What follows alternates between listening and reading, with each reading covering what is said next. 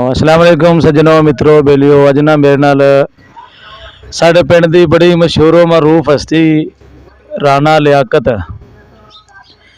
मामू राणा लियाकत बैठा होया है ते अज इन्हां कोलों कुछ गल्लां बातां पुछांगे। इन्हां दी उम्र भी काफ़ी ज़्यादा है ते अपने तजर्बे की बुनियाद ते सानूं कुछ गल्लां बातां दस्सणगे पिंड दे बारे। हाँ जी मामू लियाकत फड़ो जरा दसो पिंड दे बारे हुण की पुछना। पहले हालात किंज दे सी ते पहले हुण किंज दे ने? हुण हालात खराब ने, पहले हालात चंगे सी, हुण बहुत खराब ने हालात। पहले इज्जत करदे सी एक दूजे दी, हुण कोई नहीं करदे कुरदे, बदीदे लोग कोई खड़े ने। हुण ਇਹਦੀ ਕੀ वजह बनी है? वजह बस अल्लाह की तरफ तो ही है, और वजह की बनी?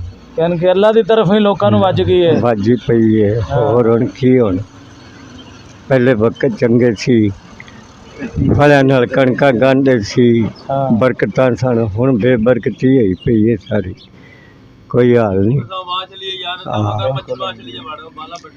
लोगों च दीद क्यों मुक गई कि वजह की दीद मुक गई है, बेहयाई बच गई है, दीद आपे मुक गया, शर्म हया कोई नहीं रहेगी। हुण तो बस